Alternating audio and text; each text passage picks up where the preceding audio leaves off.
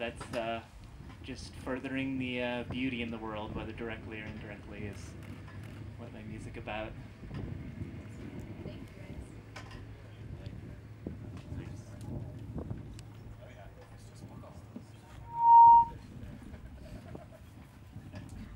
Hi there, I'm Grant Johnson from Steamboat Magazine up in Steamboat Springs.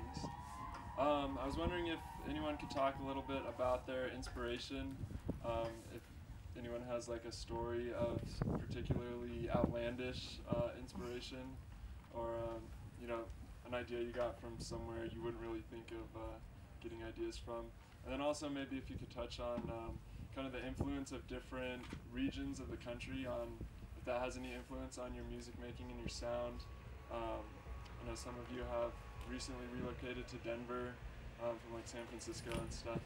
So kind of that glitch, melodic bass sound that's really prevalent in Colorado. If that's kind of an influence on what you're doing, or the landscape or the crowds or people, anything like that. I really think the regional thing is shrinking big time. I mean, ever since social media started, I've noticed that there's less and less of a disparity. And, when I first started in Vancouver in the 90s, I don't want to age myself here, but I just say I was really young. I was really, really young. I was too young to be in the bar I was at.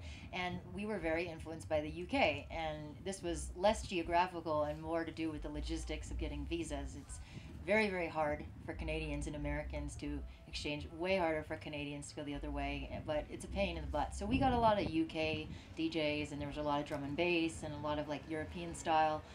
And I kind of just found the San Francisco West Coast scene myself, and started just researching things like that. And I was very inspired by everything that was going on in San Francisco, but that was definitely not based on where I was so much as just having the passion for a new style of music that wasn't where I was. So maybe it was not being in the center of it that got me so into it, just I can't find what I like here, so I have to make it and I have to keep up on what's going on elsewhere.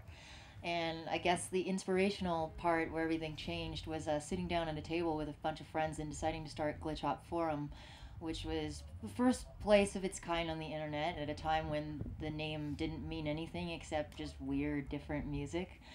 And it was really cool because there was only like 30 different people making that style. So we had Il Gates and EPROM coming on and answering questions and doing tutorials, and it was so inspirational to just meet people from Japan who were like, I don't know anyone who likes this, so I have a place and I'm meeting people, and people started collaborating because of the board. So I guess, yeah, my biggest inspiration is always community, and that's kind of a theme that I just keep going back to, is like finding these places where we all gather. And Glitch Hop Forum is, I still have people years later coming up and saying, hey, I learned how to produce off the production forum. So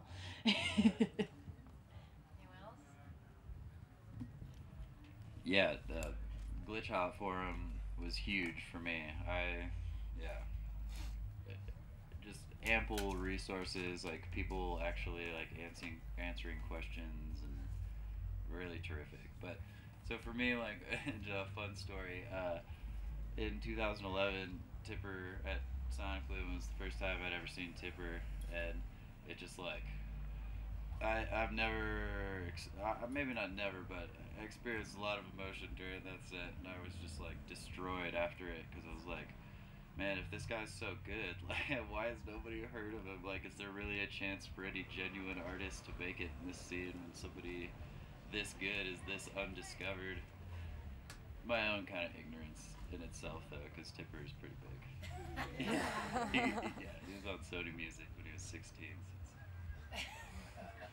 But yeah, fun little story there. Glitch Hop Forum, so much love to that.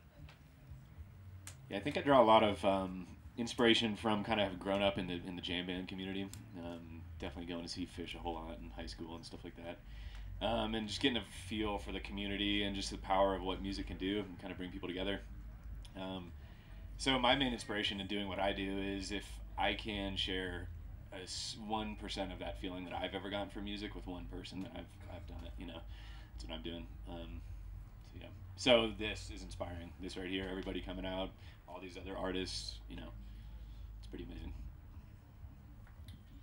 Yeah, for us dudes here, I don't think any discussion about inspiration would be complete without talking about Tipper because he's so good, and we dork out about his music so much. But for me personally, the muse is such like an intangible sort of thing, and I with my music, like I want to try and convey some kind of mystical experience that like I've felt, and then somehow get that into the music so that maybe somebody else could experience that. And a lot of what that has to do with is experiencing the beauty of nature, experiencing the beauty of the jungle. Like I've spent a lot of time in the Peruvian jungle in the Amazon, and it's so amazing. It's so beautiful, and it's so crazy right now on the earth how much people just can't see it. People, there's so much deforestation going on, and it's like for somebody like me who's experienced just such amazing things in that jungle and seeing the amazingness of life there, it just seems so crazy to me that anybody would just want to tear that down for some money or to grow some soybeans or whatever so you can raise some cattle. And it's kind of a scary thing. But so what I'm trying to do with the music is get some of that essence from nature, from the jungle, put it in the music so that hopefully people next time they're in that spot or in the nature, even if they're not in that spot, somehow be able to appreciate that more, appreciate the jungle.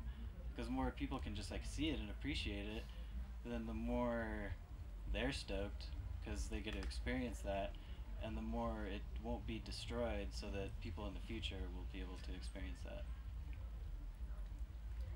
Thank you guys.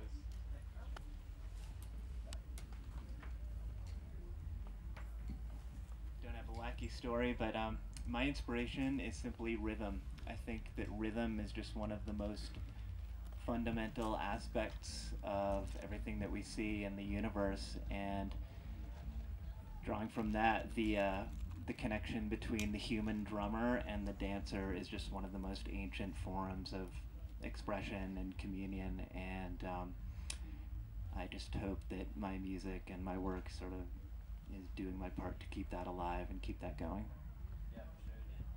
Just something amazing that just made me think of is I used to edit music for film, and one of the things that was taught to me is every scene and every interaction between people has a tempo, has a rhythm.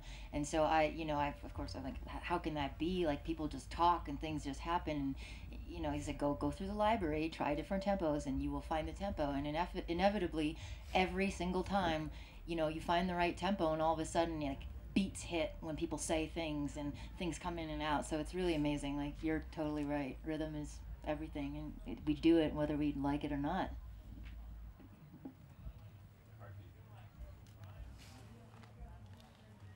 What's up, guys? I'm Ian Edgar from Don Yon Productions. So this question is more or less about Sonic Bloom in general. How has Sonic Bloom changed or stayed the same over these 10 years or since you've started attending? I can't remember if it's my third or fourth year, but I think it just keeps, bigger and better sort of thing. Like they've managed to increase the size without taking away the vibe, which is really neat. I don't really notice that it's so much of a bigger festival because that connection is still there, but I've definitely noticed it get bigger, and I like this spot much better than last year's. Last year's was a little survivor in a field kind of. I would say the main thing that Sonic Bloom has very successfully continued to cultivate is community. 100% is like they've got Denver's electronic community. I mean, maybe Apogea would be the only other thing you could really compare it to, but it really just brings out something that doesn't really exist anywhere else in Colorado for the rest of the year. I mean, Denver cultivates it, but it's still like this is something really special that we have here, and they've really continued to make that something that everyone can continue to enjoy, even though this, like she was saying, the size has increased. yeah, this is my third year performing here. It's definitely been an honor every time. Yeah, the size has been really interesting. Alicia, definitely, I agree with that. That you kind of can't really tell it's a bigger festival. Still feels just as connected, and which is awesome. Yeah, and again, I think that again holding the integrity, booking a lot of local artists who, to use the term local artists, is kind of a slight even because that's just a geographical definition. These artists are incredibly talented, you know. So I feel like that does a good job of people travel to this festival, so they might learn about Killsmith or Quali or Atomic Reactor, and go back to wherever they came from and have a new favorite. So that's pretty badass. And with that, speaking of incredible artists, after a great set last night, the Desert Dwellers are joining us on the end there. So if you have any questions specifically for them or to the panel, step right up and ask away. Hi guys, how's it going? My name is Pedro Acosta. I write for a website called EDM Chicago. And we've been talking a lot about how Sonic Bloom has been like achieving this level of intimacy and this strong sense of community that not a lot of festivals can do. So how does that affect how you perform at a festival like this as opposed to a big like EDC in Las Vegas, like how she was saying?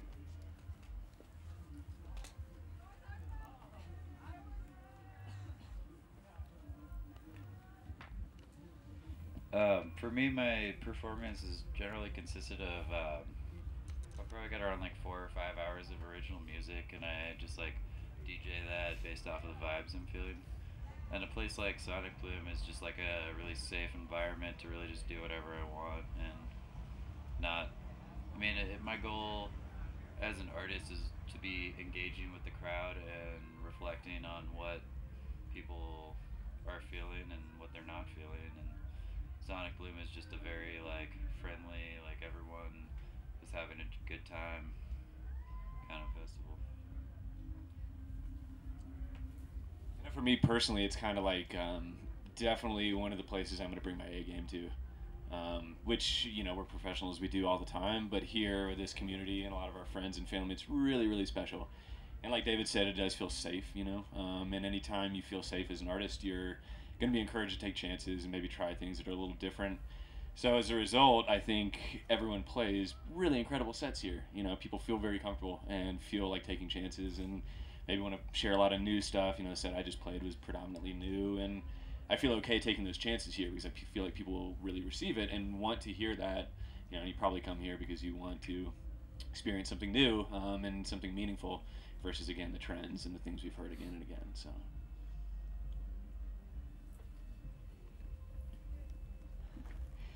Well, I will say that it's definitely a little bit of a different attitude with this place. I'm generally a very unfiltered and blunt person and like to do whatever I want, which is sort of why I became a musician. But there's still this consciousness after years of being an artist where a lot of the time you know you're being judged and you start to know how you're being judged, because it's funny, even though music influence on producers is less regional, I still notice a regional difference in the crowds, and, you know, we can definitely get deeper into, you know, where this comes from. I know I did a previous press conference one year where somebody pointed out a very interesting difference between the funding for a West Coast festival and where it comes from traditionally versus at East Coast, you know. But for a lot of cities, I'll sort of, okay, I'm going to be in Dallas tonight. They like it like this, and, you know, I'm playing me, but I'm definitely choosing which side. With Sonic Bloom, it's like kind of the musical equivalent of letting it all hang out, you know.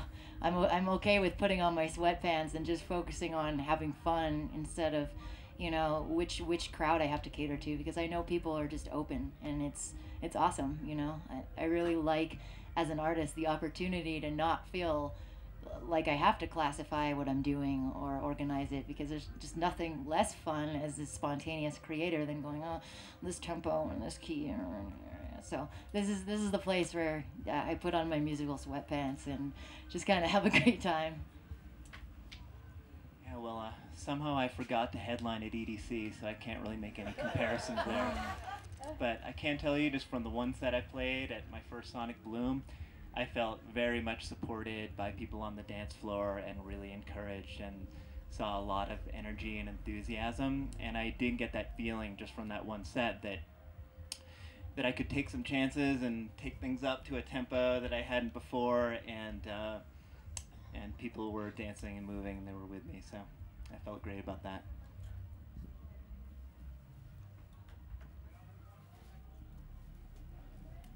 Well, as an artist, Desert Dwellers, we're really used to playing more intimate type settings than we are big, massive settings. So, and Colorado is our hub. We play here more than anywhere else. It's our favorite crowd to play for.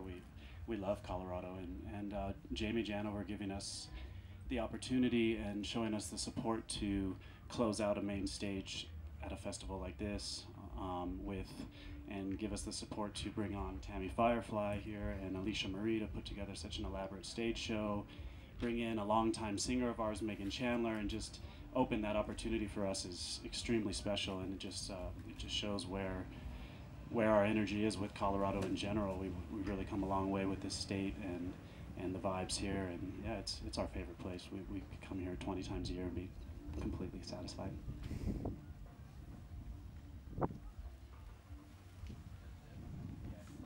Alright, well, I gotta dip off. I'm gonna go play a little mini set right now. Thank you guys. Thank you. Enjoy the rest of your weekend. You too. All right. For like one more question. That's just for everybody. Hi, I'm Michael Ettinger. I run a independent photography and design website out of Boulder, Colorado. And my question for all of you who actually use the technology is, how do you see projection mapping moving forward in your routines, and how do you see it moving forward in the future? Well, I was lucky enough to marry Beats Antiques video guy, so I have kind of gained a lot of access to a world I knew nothing about before, also from being on tour with Beats Antique for the Thousand Faces tour. And it's incredible now how easy it is. I mean, just as music production has become easier, you know, where you don't need a bunch of gear and you can just do this on a computer, I mean, you don't even need to set up projection mapping the way that you see. You can draw the outlines of the finger, and not only that, but the connectivity between audio and video is really tight now, and I definitely see it becoming a thing as more and more artists realize that you actually don't even need to hire a visuals guy anymore.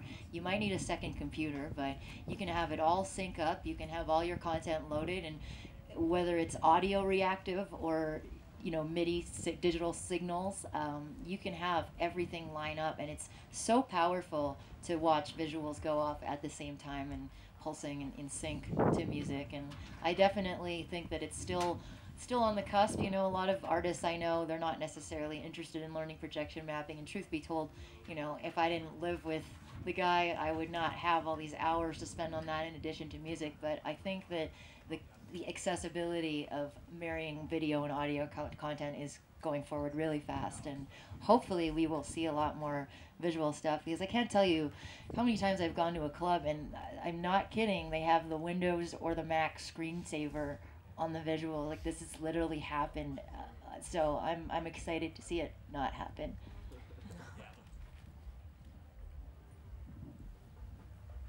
Hi everyone, thanks for having us. As a visual performing artist, the first time I ever saw it live was with Quixotic, and it's a very beautiful thing, and with a dancer or even aerialist, I think it could complement each other very nicely.